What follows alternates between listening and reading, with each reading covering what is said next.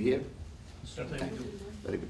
I'm Gianpaolo Pioli, President of ANCA. I welcome you to this book presentation and press conference with Ambassador Gregg that he just a while ago finished a very intriguing and interesting book in a special moment, and he become more and more, interested today with all what's going on around the world, especially in the Korean Peninsula.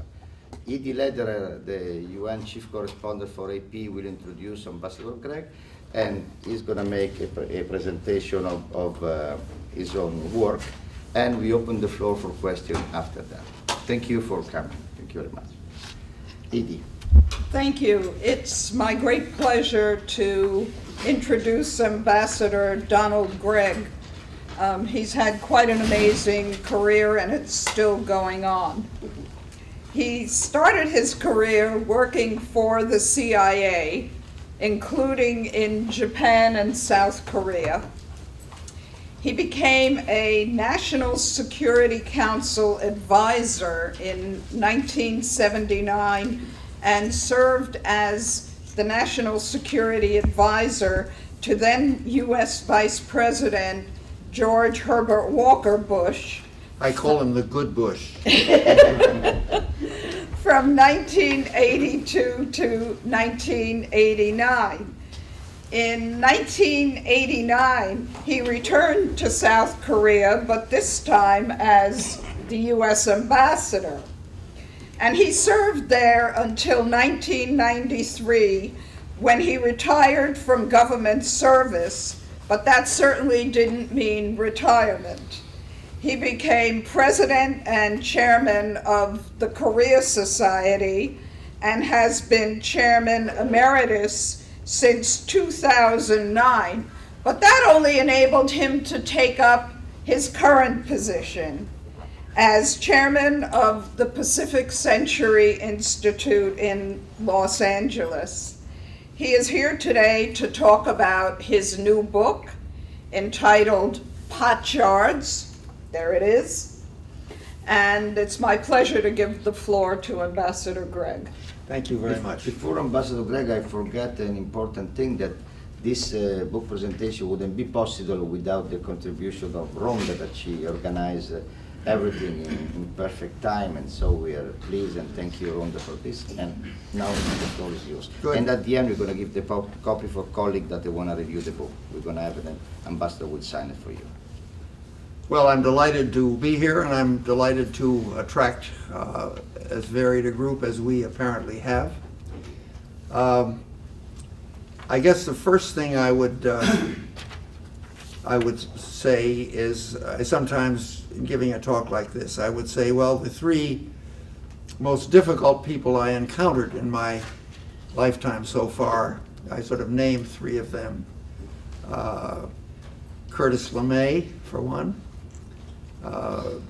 Dick Cheney, for another, and Ceausescu of Romania. That would be sort of among my all three. Mugabe of Africa would be a close fourth. On the upswing list, in terms of Asia, I think the three most extraordinary Asians I've met are Deng Xiaoping, Lee Kuan Yew, who just passed away, and Kim Dae-jung of South Korea. Very different men, but all did extraordinary jobs for their countries at the time they served their countries. I've met and talked with 8 presidents. Don't ask me to rank them, that would be too embarrassing. But it's been a very interesting life. I essentially am an intelligence officer. I've had other guises, but that's the way I think. I teach a course at Williams College called The Politics of Intelligence, and I'm not trying to recruit anybody into CIA, but I'm trying to get them to think like intelligence officers, because I think no matter what you do, if that's the approach you take, you'll go much farther than if you don't. And what's the key to that? The key, I think, is to have an ability to be vicarious, to put yourself in somebody else's position, and to avoid demonization, which is a tendency that our country has tended to have and continues to have. I think this is a very tricky time for the United States. I think American exceptionalism in an age of anxiety or an age of uncertainty is a very flexible equation. I think President Obama is trying to enunciate a new role for the United States. I don't think he's succeeded in doing so. It's difficult to come up with a good term. Leading from behind doesn't make it. But I think what he has done with Cuba and what he is doing with Iran is really estimable and not at all easy. I think that the diplomacy that has been carried out by John Kerry and his team with the Iranians so far is extraordinarily important and very, very valuable. Why did I write this book? One, I've always been a storyteller. I enjoy telling stories. Secondly, because I was in CIA, I couldn't tell my children, in many cases, what I was doing or why I was doing what I was doing. And so this was a chance to give them some sense of why I had done what I had done. And third, and most importantly, I was writing it for myself because I wanted to see how some of the things I have tried to live by have been able to have held up or have not held up in peace and war.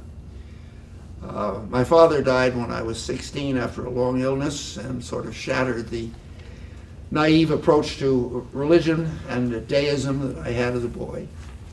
And so I picked up in my philosophy studies at Williams College a number of things which I've really tried to live by. Three are most important. Never treat a human being like an object.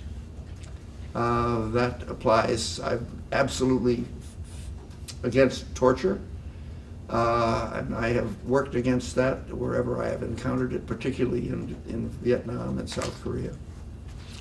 Secondly, man does not have a nature, he has a history for which he is responsible. So I'm interested in accountability. I think that we need to think seriously about things we do as an individual and things we do as a country. And then we need to be willing to stand accountable for what we have done. I think that's very difficult for America. It's very difficult for all countries. I notice, for example, in our dealings with Iran, that I haven't heard anybody mention the fact that in 1953, CIA overthrew Mossadegh and replaced him with the Shah. The Iranians have a history of 4,000 years. They have not forgotten that. But we don't sort of tally that in. We sort of say, well, these are all the bad things they've done, but we're willing to sort of forget about them because of this, that.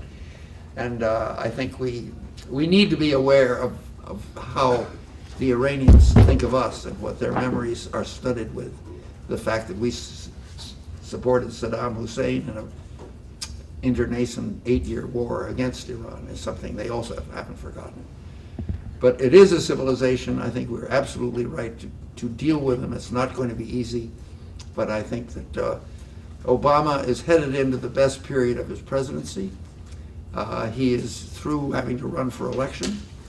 I think he has put Congress in the proper perspective, and I think you're going to see as full an exercise of presidential powers as we have seen in a long time by a highly intelligent man who would have accomplished far more than he's been able to if he'd had the slightest cooperation from Congress. I used to be a Republican. I worked for all 8 years in the Reagan White House. I have a full-page letter from Reagan thanking me for all the things I did. A number of the current Republicans try to snuggle up to Reagan. They're not at all equipped to do so. And what has happened to the Republican Party is a tremendous disappointment to me, and I no longer would touch it with a 10-foot pole. So those are sort of a few of the beginning thoughts about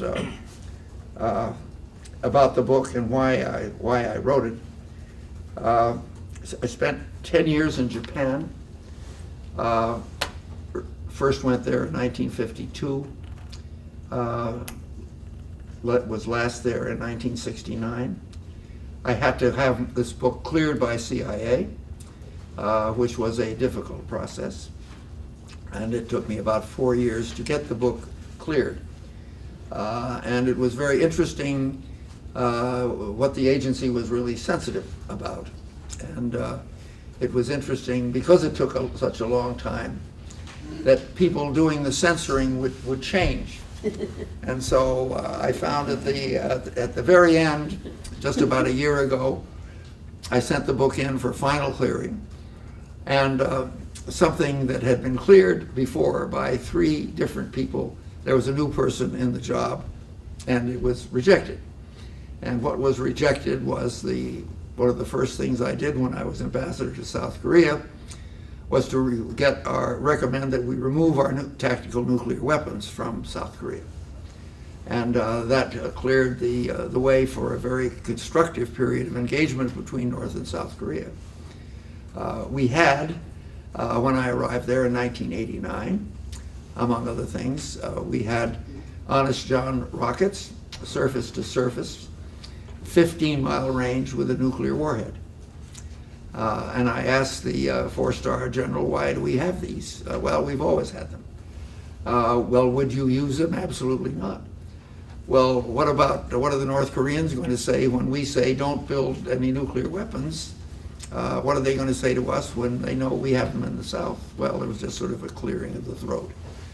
I was very fortunate to be working with a really fine South Korean president, No Tae-woo, who had an excellent national security advisor, Kim Chong-wi, and we had really absolute transparency toward each other. And a year after I arrived, I was able to send a recommendation to the White House saying, with the full support of the President of South Korea and the 4-star general in command of our troops, we recommend that we remove our tactical nuclear weapons. And a year later, President Bush 41, removed our tactical nuclear weapons globally. And I think it was one of the best things he did, and that was really helped open up the path for a number of exchanges between North and South Korea.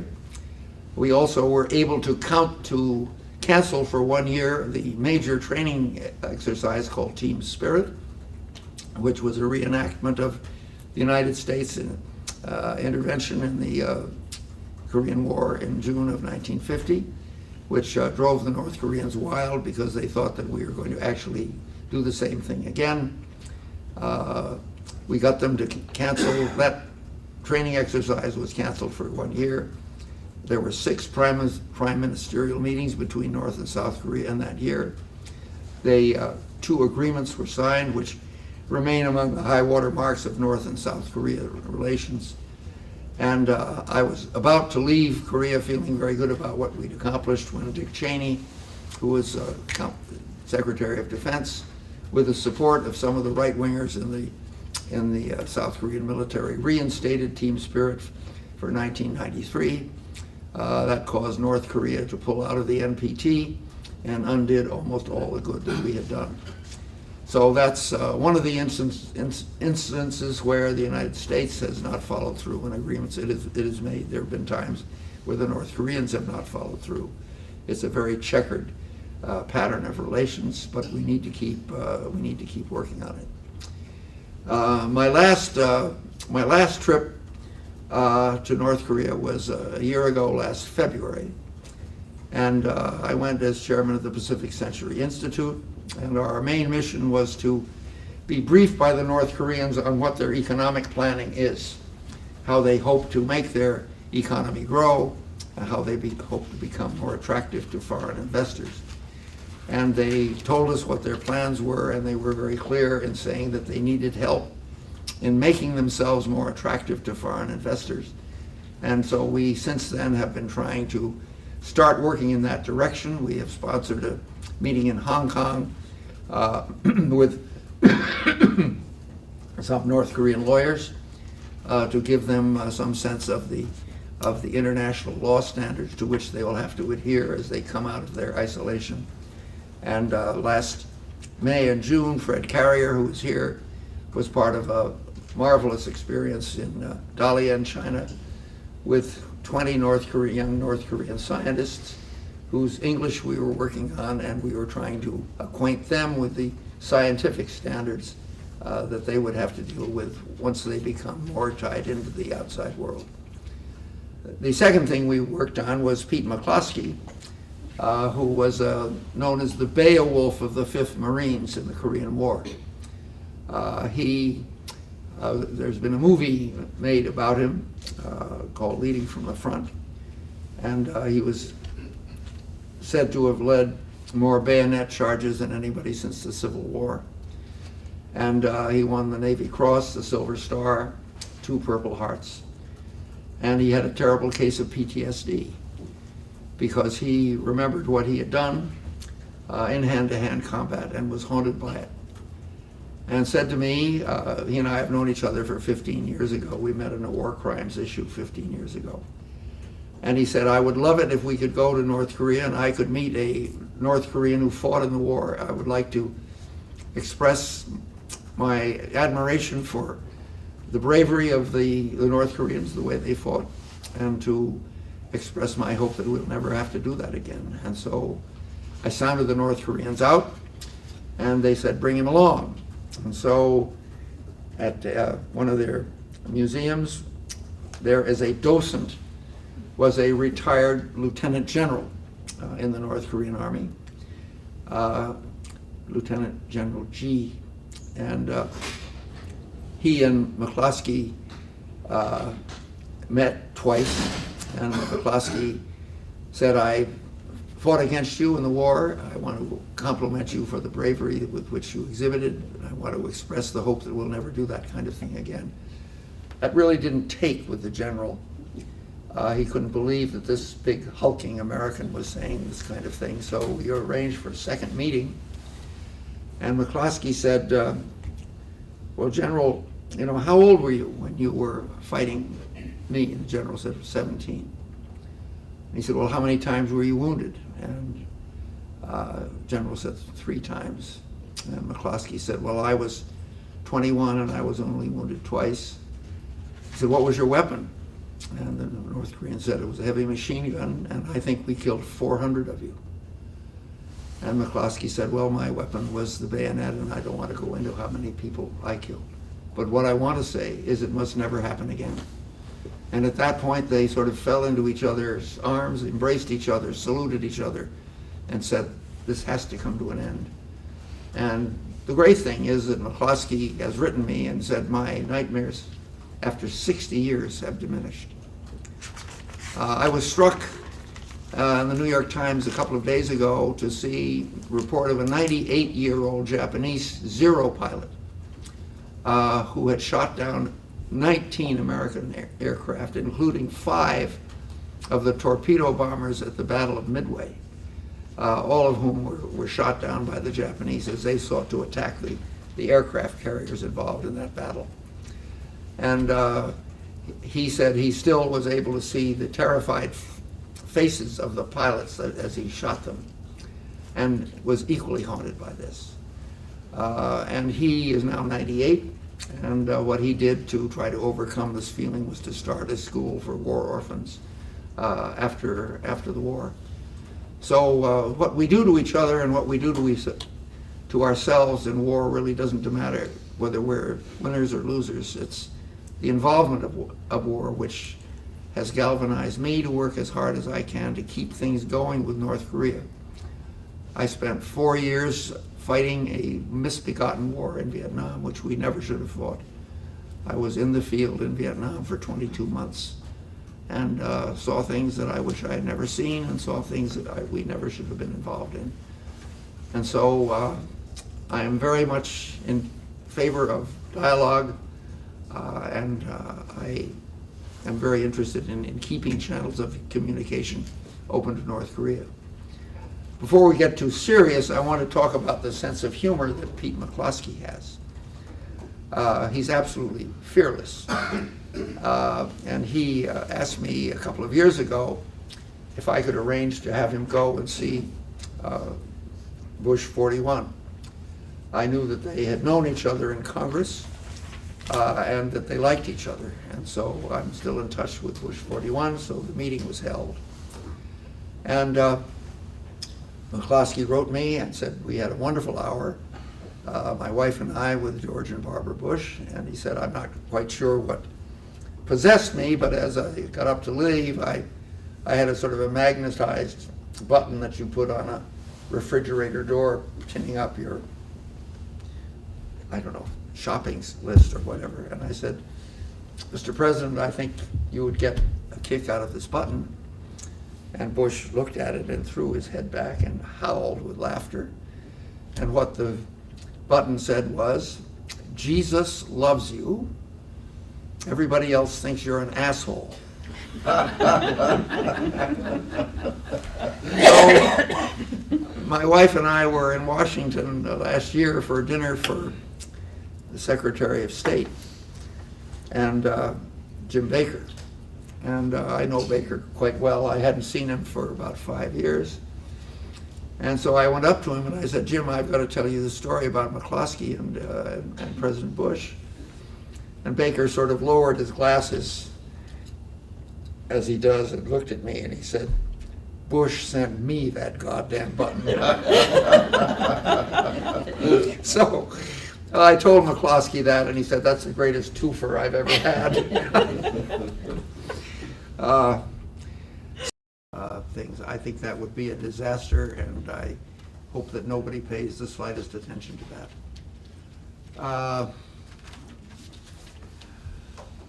I don't think anything is going to come out of Cuba and Iran in the short run that would be helpful. I think that the North Koreans' recognition of the fact that when the United States becomes serious about making a change in a long hostile relationship, we're able to do it. And so I hope that they might be slightly encouraged by that. But I don't see anything coming out of either Cuba or Iran that would be particularly helpful to that end.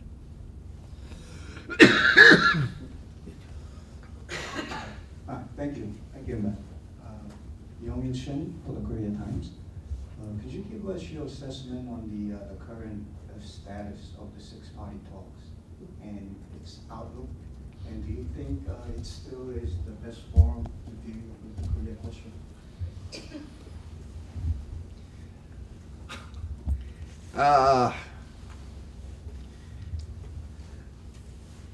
I hope it's not the best way. I really don't. I think it's a ponderous way.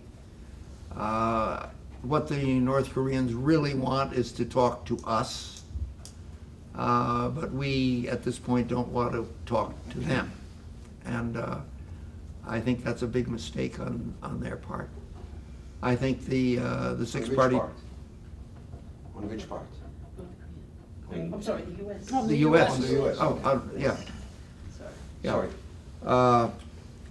I think the ponderousness of the six-party talks was, I mean, just to the translation, the fact that so many languages, I mean, it's just, I think we're at the point, if the United States really got serious about high-level, sustained dialogue with North Korea, that things could move rapidly. I just don't know whether that's within the capability of our political system to allow that to happen at this point. So I'm not jumping up and down with enthusiasm about the possibility of the six-party talk suddenly being resuscitated. Just a follow-up.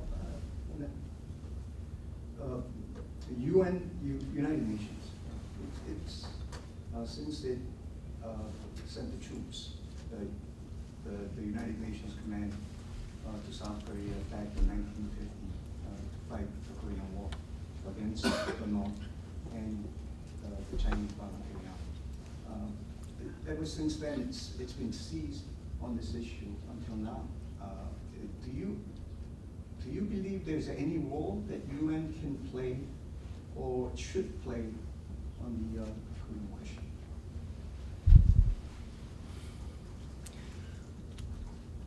It's interesting because I think that the role it played, it was the one time when the UN really played the role it was intended to play, and that was because the Soviet Union was boycotting the UN, and so it wasn't there to veto the sending of the troops. I don't. I have great respect for Secretary General Ban Ki-moon. I know him very well. I think the fact that he is Korean cuts both ways. I mean, it makes it, on the surface, might make it seem easy for him to do something. I think in actual fact it makes it extremely difficult. I think he's doing a very good job with all kinds of difficult things. And so I don't want to lay that on him. I have a question, and there is another question from a colleague on the back. According to what you're saying, means that a solution for North Korea, it depends mostly on the wisdom of the vision of an American president? Yes. Simply like that? Yes. Without any compromise or without even informing? Well, compromise with whom? No, in general, with the Congress or something like that, because probably people can, Well, I mean, I would love it if there used to be a few people in Congress who were sensible about it. I don't see many of them going now.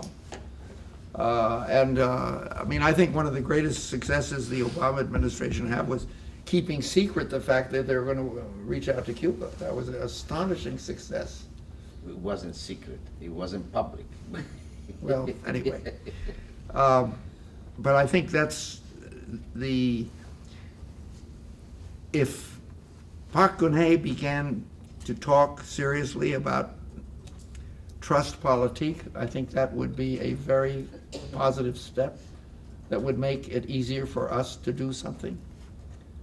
I think I'd be very interested to meet the new ambassador, which I'll do next month, to see how he feels about the chances of the right and the left in South Korea sort of coming together and beginning to move forward. And because it would certainly make it easier for us if there was comedy in the South about what ought to be done. Yeah. Just to follow up on the same. On this Wait a topic. minute, you've had several questions. Wait. How about the young lady in the back? We have a lady and another colleague from Philly. Mine? Yes. You mentioned a couple times about the drills. First you said that they had been canceled once before, and then you said that the current leader actually offered, some sort of possible nuclear deal or, de-escalation if A parts curtailment of his new, curtailment, yes. Yes. If the drills were amended in some way. What provision of the current drills do you think could feasibly amended to allow for a response or a de-escalation? The length and the intensity and the number of troops involved. Anything that we made specific. Colleague, yeah. You can introduce yourself, yeah. I want to hear your comment on the relationship between China and the United States on the issue of North Korea. Because judging from what you said, I might perceive a little bit of oppositions between China and the United States stance. I think we owe a great deal to China. Because we really have played very little of a part in moving toward. We sort of handed the job of we're going to do it, so we asked the Chinese to do it, and I think that we attributed to China more influence than it really has. I think my Chinese friends say, look, the thing we really don't want is either economic implosion or explosion in North Korea. I think that China has been very helpful in using its influence with North Korea as it has chosen to do so. And my hat's off to the Chinese, but we can't really ask China to do more than it has. It's really up to us to decide what role we want to play, since I think it's quite clear what the North Koreans are hoping will happen. Not the question. I have a follow-up on what you said before. Sure. You say that the President of the United States can make a decision and to find the solution. Means that there is no rationale in that, just the courage of a president can do that? Well, I think it's more than that. I mean, he looks around. You don't see any demonstrations anywhere saying, reach out to the poor North Koreans. You see the human rights people saying, take their leader before the international court and try him for genocide. So that there's no political support whatsoever for changing things with the North Koreans. Whereas there has been with almost any other constituency you can mention. And there are a lot of people, Korean experts, who have a vested interest in sort of seeing, well, yeah, we've been right, they're impossible to deal with, so, you know, there's nothing we can do. I think that's wrong. But no, people don't, you know, they don't like to admit that they've been on the wrong track. But I think a lot of us have been. Can I follow up on that? Yeah, 1, 2. Rhonda, Yeah, yes. my question is that because the media has played the role of the demonization? And can you conceive of where the media didn't demonize, but in fact challenged, which in fact happened online with the Chonin? And in fact, the Security Council acted differently with the Chonin, and some of the Security Council people knew what was going on with it, that there was a different media going on in online and in general somehow. So not in the US, but around the world, there was a difference. So I'm wondering if you think a different media activity could be helpful to put the right kind of pressure on Yeah. the issues. Sure. I mean, I think but there, again, you'd have to get the North Koreans to let them in. I mean, I'm a paid consultant to ABC News, and they would love to have somebody get in and talk to Kim Jong-un. And I think Diane Sawyer did a very good job when she went in, but, you know, the North Koreans, they're fearful of that. I don't think that the American press has been any worse on North Korea than it's been on any number of other issues. I think we can't blame the press here. It's interesting, the North Koreans have begun to talk more to the press here at the UN, and I think the press is appreciating it. Good. And so that's a good sign somehow, and if Yeah. we can see elsewhere that. I mean, I took Jang Il-hun to the Council on Foreign Relations, where he spoke on the record Very nice. on human rights. Yeah. And he was lacerated by the human rights people. Yeah, that was very important. And I think it was important that he did what he did. Yeah. And I took him out to dinner afterwards, and I said, "Congratulations, you kept your cool." And he said, "Well, I had to say what my government told me to say." And I said, "Well, you know, I think all countries have difficulty changing their penal systems."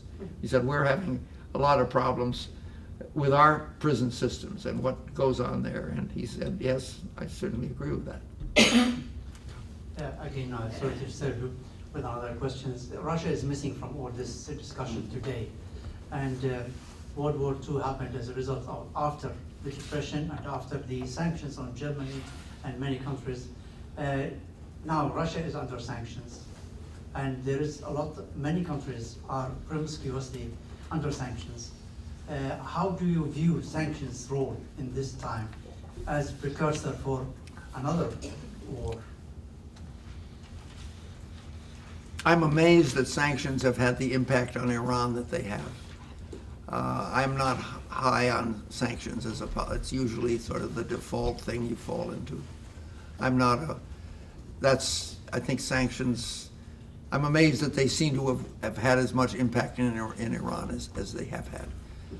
We have sanctions on North Korea.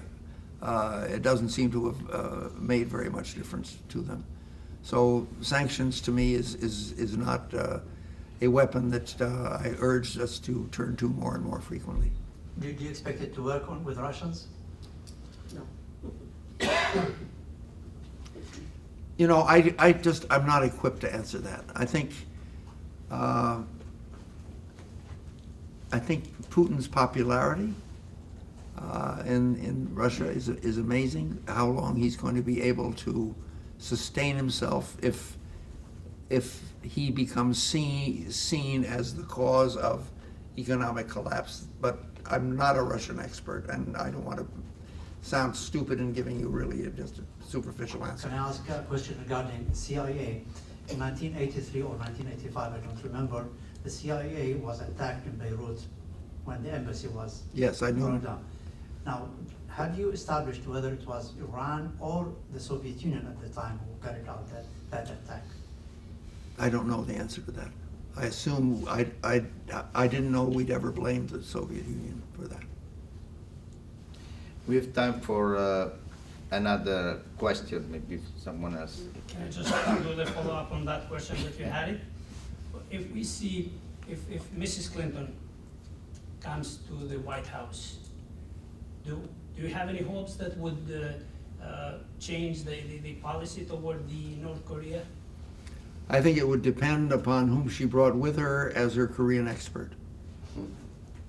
I think that Obama has never had anybody who, close to him, who really understands what's going on in North Korea, and has never really made the pitch to him very seriously that we ought to reach out to the North. Did you make yourself available? Did you yourself try ever to get with any suggestions to him or to his people? I have been to North Korea 6 times.